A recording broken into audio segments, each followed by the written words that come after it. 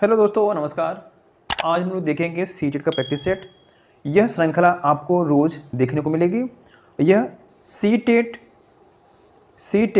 2024 अर्थात जो इसका एग्ज़ाम 5 जुलाई को होने वाला है, उसी का सारा कंटेंट है। यह आपको इसमें से ये सीटेट के ईवीएस के यह जो 30 नंबर का पेपर होगा, जो कि सवाल बनेंगे 30 नंबर का ईवीएस में से, उसी का कंटेंट है। और यह आपको इसकी एक श्रृंखला प्रतिदिन देखने को मिलेगी। तो इसको हम स्टार्ट करेंगे। और यदि आप चैनल पे पहली बार आए हैं तो इसको लाइक, सब्सक्राइब और शेयर करें। चलिए हम देखते हैं।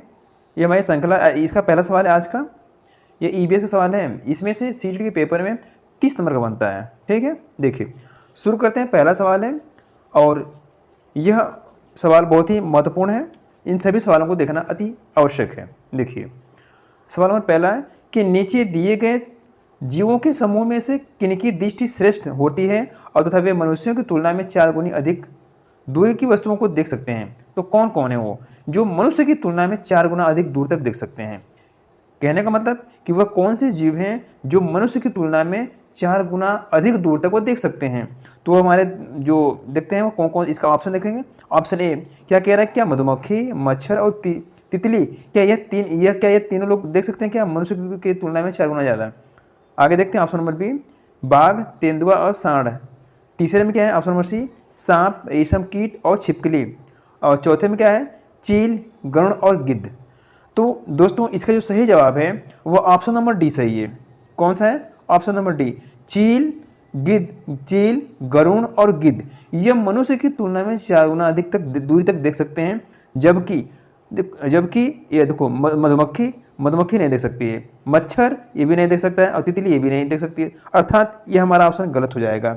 देखते हैं ऑप्शन नंबर बी में, बाघ, तेंदुआ और सांड। ये तो देखो बाघ ठीक है, तेंदुआ भी सही है, लेकिन यहाँ पे सांड आ गया है, सांड नहीं देख सकता है। अर्थात ऑप्शन नंबर बी भी गलत हो गया।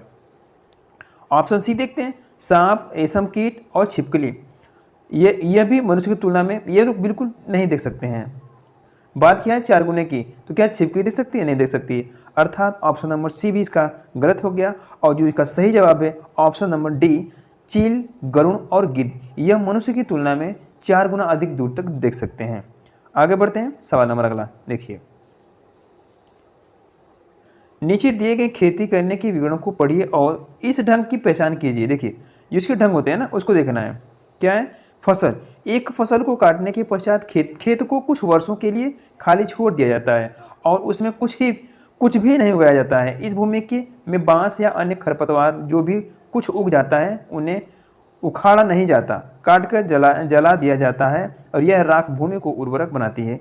जब यह भूमि खेती के लिए तैयार हो जाती है तब उसे हल्का खोदा जाता है और भूमि को जोता नहीं जाता है और उस पर बीज छिड़क दिया जाता है। और उसी भूमि को या उसी खेती को क्या कहते हैं? देखिए कहने का मतलब है कि यह एक खेती होती है जो खेती को फसल हो जाने के बाद वो क्या करते हैं, उसको काट लेते हैं, फसल को काट के रख लेते हैं और जो खेत होता है खेत को छोड़ देंगे और उसी खेत में खरपतवार, बांस सब चीज़ जम जाएगा। तो उसे वो क्या करेंगे, काट करके उसे जला देंगे। उसी में जलाने के बाद वो जो राख होती है वह खेती के लिए, वो जो मिट्टी होती है उसको उपजाऊ, उस मिट्टी की उपज बढ़ाने में वो कामयाब साबित होती है। तो उस खेती को क्या बोलेंगे? तो वह जो खेती होती है देखिए उसको क्या, ऑप्शन नंबर ए दिया है कि उसे सिंचाई खेती बोलेंगे, कि ऑप्शन नंबर बी उसमें दिया कि उसे सहकारी खेती बोलेंगे, ऑप्शन नंबर सी कि झूम की खेती बोलेंगे, कि ऑप्शन नंबर डी कि सीढ़ी नुमा खेती बोलेंगे। तो वो जो ये जो खेती होती है इसे बोलेंगे ऑप्शन नंबर सी, झूम की खेती। अर्थात झूम की खेती ऐसी खेती होती है जिसके खेत को जोता नहीं जाता है, थोड़ा थोड़ा खोदा जाता है और खोदने के बाद बीज को क्या करेंगे, उसी में छिड़क देंगे और वो अपने आप तैयार हो जाएगी। ठीक है, इसका ऑप्शन नंबर सी सही होता है, सही आंसर है। और यह खेती होती कहाँ है? यह खेती पूर्वांचल, जैसे यह खेती पूर्वी भारत में की जाती है। कौन सी भारत में? पूर्वी भारत के क्षेत्र में, जैसे मेघालय हो गया, आपका मिजोरम हो गया, इधर ये सब खेती इसकी की जाती है झूम की। अब देखते हैं इसमें ऑप्शन नंबर एक क्या पूछा है कि क्या सिंचाई खेती? ये कोई खेती नहीं होती है, ये गलत हो जाएगा। सहकारी खेती? ये भी नहीं होगा, ऑप्शन नंबर ए भी गलत हो गया। ऑप्शन नंबर डी क्या है कि सीढ़ीनुमा खेती? नहीं, ये भी नहीं होगा। अर्थात ये तीनों कट जाएंगे और सही ऑप्शन इसका ऑप्शन नंबर सी। ठीक है, आगे देखिए जब कोई सपेरा अपने वाद्य यंत्र बीन की को बजाता है तो सांप उसकी ध्वनि ध्वनि पर अपने सिर को इधर उधर घुमाता है। और आपके विचार में से सांप वाद्य यंत्र के प्रति अनुक्रिया कैसे कर सकता है? देखिए इसका इसका ऑप्शन देखते हैं। कहने का मतलब है कि ये जो सांप होते हैं ना, बीन बजाने पे उनके उनके क्रियाकलाप क्या होते हैं? देखिए ऑप्शन नंबर ए, वो वाद्य यंत्र की गति को देखकर वो अनुक्रिया करता है? नहीं, कभी भी कुछ भी देख के नहीं करेगा और ये गलत होएगा। इसका ऑप्शन नंबर ए गलत हो गया। बी में क्या है कि उस वाद्य यंत्र द्वारा उत्पन्न कंपनों के प्रति अनुक्रिया करके, हाँ वेरी गुड, और ये सही है। इसका ऑप्शन नंबर बी, अर्थात जो वाद्य होता है ना, वाद्य यंत्र, उसके अंदर से उत्पन्न होने वाली जो कंपनी होती है, उसी कंपनों को वो क्या करता है, महसूस करता है, तब वो अपने हाथ पैर अपने मतलब अपनी बॉडी को हिलाता डुलाता है। नंबर सी देखते हैं, उस वाद्य यंत्र को सुनकर, नहीं सुनता नहीं है। नंबर डी, उस वाद्य यंत्र की ध्वनि को सुनकर, नहीं वो सुनता भी नहीं है। ठीक है, ये जो इसका ऑप्शन नंबर बी ये करेक्ट है, आंसर है। आगे बढ़ते हैं, देखिए ऑप्शन नंबर, देखिए सवाल नंबर अगला कि मानवों के पेट में अमाशय रस की प्रक्रिया डैश डैश डैश होती है और वह भोजन के पश्चात सहायता करती है। तो मानव के पेट में अमाशय में कौन सी प्रक्रिया होती है? वह प्रक्रिया होती है क्या क्षारीय होती है, कि उभयधर्मी होती है, कि उदासीन होती है, कि अम्लीय होती है? दोस्तों इसका सही जवाब होगा ऑप्शन नंबर डी, वह होगी अम्लीय। ठीक है, क्षारीय नहीं होती है, ये गलत हो जाएगा। उभयधर्मी भी नहीं होगी और उदासीन भी नहीं होगा। इसका सही जवाब है अम्लीय, क्योंकि अम्लीय होने का ये फायदा है कि देखिए, अम्लीय होने का तात्पर्य है कि भोजन को पचाने में सहायता होती है। ठीक है, ऑप्शन नंबर इसका डी सही है। आगे बढ़ते हैं, देखिए अगला सवाल है आपका कि निम्नलिखित में से कौन से राज्य जम्मू और कश्मीर के पड़ोसी राज्य हैं? देखिए जो जम्मू कश्मीर है उसके पूछा कि पड़ोसी राज्य है। ऑप्शन नंबर ए, क्या वो उत्तराखंड और राजस्थान है? Option number B, Himachal Pradesh या उत्तराखंड है? Option number C, Himachal Pradesh Punjab? Option number D, Himachal Pradesh Uttar Pradesh? देखिए कहने का मतलब कि वह है कि जो जम्मू कश्मीर के पड़ोसी राज्य कौन कौन से हैं, तो वह हिमाचल प्रदेश और पंजाब है। ऑप्शन नंबर सी इसका सही हो जाएगा, क्योंकि राजस्थान काफ़ी दूर है, ये होगा नहीं, और उत्तराखंड में काफ़ी दूर है, उत्तराखंड सटा हुआ यूपी से, यानी ये उत्तर प्रदेश के पड़ोसी राज्य हैं राजस्थान और उत्तराखंड। ठीक है, तो ये जम्मू कश्मीर की होगा नहीं, ये ऑप्शन कट गया। बी देखते हैं, हिमाचल प्रदेश उत्तराखंड। हाँ देखिए बी में हिमाचल प्रदेश तो है लेकिन उत्तराखंड नहीं है, उत्तराखंड उत्तर प्रदेश का पड़ोसी राज्य है, ये भी गलत हो गया। ऑप्शन नंबर सी सही है इसका। अब डी देखते हैं, हिमाचल प्रदेश तो है लेकिन उत्तर प्रदेश ये नहीं है। ठीक है, अर्थात ये भी ऑप्शन गलत हो गया, इसका सही जवाब होगा ऑप्शन नंबर सी। आगे बढ़ते हैं, देखिए पशुओं की त्वचा पर विभिन्न पैटर्न जो डिजाइन होती है वह कैसे किसकी बनी होती है? ध्यान देना। ऑप्शन नंबर ए, क्या उनकी त्वचा पर बालों के कारण होती है? नंबर बी, उस जलवायु के कारण होते हैं जिनमें वे रहते हैं। अच्छा, ऑप्शन नंबर सी, उनकी शारीरिक शक्ति को इंगित करती है। देखिए ऑप्शन नंबर डी, परावर्तित प्रकाश के कारण होती है। दोस्तों इसका सही जवाब है कि उनकी त्वचा के बालों के कारण होती है। उनके त्वचा पर बाल होते हैं ना, उन्हीं के कारण उनके डिजाइन पैटर्न बनते हैं उन पशुओं के पीठ पे। और ये पूछा कि जलवायु, नहीं ये नहीं होगा, एक कर जाएगा। सी, शारीरिक शक्ति को, नहीं ये भी नहीं होगा, और डी वाला भी गलत हो जाएगा। इसका सही ऑप्शन है ऑप्शन नंबर ए। ठीक है, उनकी त्वचा पर बालों के कारण डिजाइन या पैटर्न बनता है। आगे देखते हैं सवाल नंबर अगला। देखिए सवाल अगला है कि निम्नलिखित में से मच्छरों द्वारा फैलने वाले रोगों का समुच्चयन कौन सा है? जो वह रोग जो मच्छर से फैलता है वह कौन सा है? देखिए ऑप्शन नंबर ए, क्या डेंगू मलेरिया चिकनगुनिया फैलता है मच्छर से? ऑप्शन नंबर बी, मियादी बुखार हैजा चिकनगुनिया?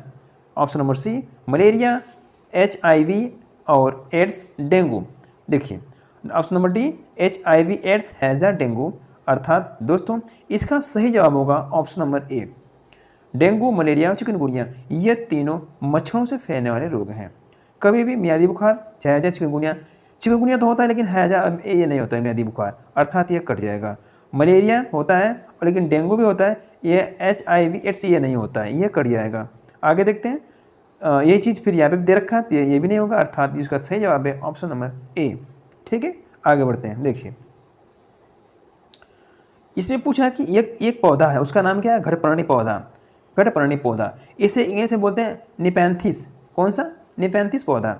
इसके बारे में देखिए, ये कीड़ों मकोड़ों को आकर्षित करने के लिए उच्च तत्व की ध्वनि निकालता है। अच्छा, ऑप्शन नंबर भी देखते हैं कि का मुंह की छोटी छोटी कड़ियों से ढका होता है। आगे देखते हैं, और भारत में नहीं पाया जाता है। डी, मेंढकों, कीड़ों मकोड़ों और चूहों को चालाकी से फंसाकर खा जाता है। हाँ देखिए, जो इसका सही जवाब है ऑप्शन नंबर डी, यह मेंढकों और कीड़े मकोड़ों को बड़ी चालाकी से फंसा के खा लेता है। और यह पूछा कि कीड़े मकोड़े को आकर्षित करने के लिए त्वचा, नहीं, यह कोई आवाज़ नहीं निकालता है, ठीक है। इसलिए ऑप्शन नंबर एक गलत हो जाएगा। बी देखते हैं, का मुँह छोटी छोटी कंटियों से ढका होता है, गलत। ये भी नहीं, ये भी इसका गलत है, छोटी छोटी नहीं होता है, वो एक पत्ती से ढका होता है, कटियों से नहीं होता है, ठीक है। तीनों के भारत में नहीं, गलत। भारत में पाया जाता है। भारत के कहाँ पाया जाता है? तो भारत के मेघालय में, मेघालय राज्य में पाया जाता है, ठीक है। तो अर्थात इसका सही जवाब है ऑप्शन नंबर डी हो जाएगा। आगे बढ़ते हैं, देखिए नीचे दिए गए खाद्य पदार्थों के किस समुच्चय में लौह तत्व प्रचुर मात्रा में होता है। देखिए, कहने का मतलब ये है कि वो कौन सा तत्व है जिसमें सबसे ज़्यादा लौह तत्व पाया जाता है, वो खाने का, ठीक है, किस पदार्थ में, खाद्य पदार्थ में। देखिए कौन सा है उसको देखते हैं। क्या ऑप्शन नंबर ए बंद गोभी, भिंडी और गुड़, ऑप्शन नंबर बी आंवला, पालक, गुड़, ऑप्शन नंबर सी आंवला, पालक और आलू, ऑप्शन नंबर डी क्या आंवला, आलू और टमाटर होता है। नहीं, इसका सही जवाब है ऑप्शन नंबर बी आंवला, पालक और गुड़। इन सभी में सबसे ज़्यादा लौह तत्व की मात्रा पाई जाती है। बंद गोभी, भिंडी, गुड़, गुड़ में तो होती है लेकिन भिंडी में नहीं पाई जाती है। ये इस तरह, ये आपका ऑप्शन नंबर एक गलत हो जाएगा। बी में क्या है, सी में आंवला में तो मिलता है, पालक में मिलता है, लेकिन आलू में नहीं मिलता है, ये आपका गलत हो गया। इसलिए इसी से आपका सी गलत हो गया। आगे देखते हैं, आंवला ठीक है लेकिन आलू टमाटर में नहीं मिलता है, अर्थात ये भी इसी से गलत हो गया। सही जवाब है ऑप्शन नंबर बी आंवला, पालक और गुड़। आगे देखते हैं अगला सवाल आपका। देखिए, हमारे देश के लगभग सभी भागों में मिर्च का उपयोग भोजन पकाने में किया जाता है। तो हमारे देश में मिर्च को लाने वाला व्यवसायी आए थे, कहाँ से आए थे? तो कहने का मतलब इसका ऑप्शन नंबर, देखिए कहने का मतलब यह है कि जो हमारे यहाँ मिर्च मिलती है ना, हरी मिर्च, वो कहाँ से आई है और किस व्यवसाय के द्वारा आई गई थी, उसको देखना है। ऑप्शन नंबर ए क्या वह ऑस्ट्रेलिया से आई थी, ऑप्शन नंबर बी क्या उज्बेकिस्तान से आई थी, ऑप्शन नंबर सी दक्षिण America, option number D Afghanistan. तो इसका सही जवाब होगा ऑप्शन नंबर सी, दक्षिण अमेरिका से आया था हरी मिर्च। ऑस्ट्रेलिया से नहीं आया था, उज्बेकिस्तान से नहीं आया था और अफगानिस्तान से भी नहीं आया था। सही जवाब है ऑप्शन नंबर सी, ठीक है। आगे बढ़ते हैं, देखिए